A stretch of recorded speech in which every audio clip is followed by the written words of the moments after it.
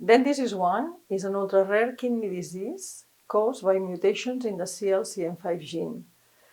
There are 330 families around the world who suffer the disease, and there is no specific treatment nor clinical trials ongoing for this disease.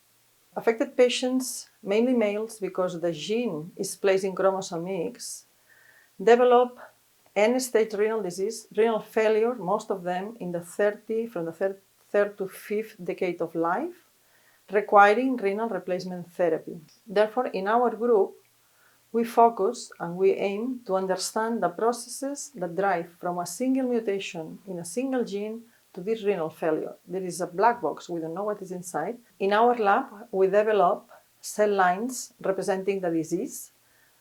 For that, we use human proximal tubule cells, where we knock down the gene, the wild-type gene, and reintroduce mutations found in patients, loss of function mutations found in patients, in order to recreate in this model what is happening in the patients.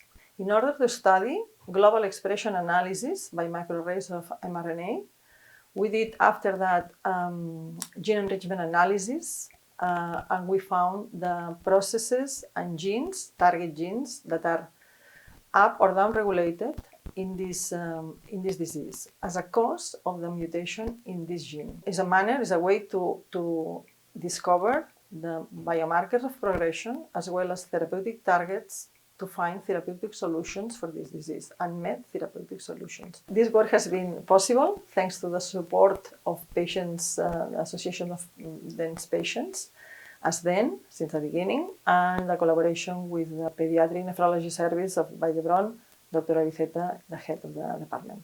Thanks.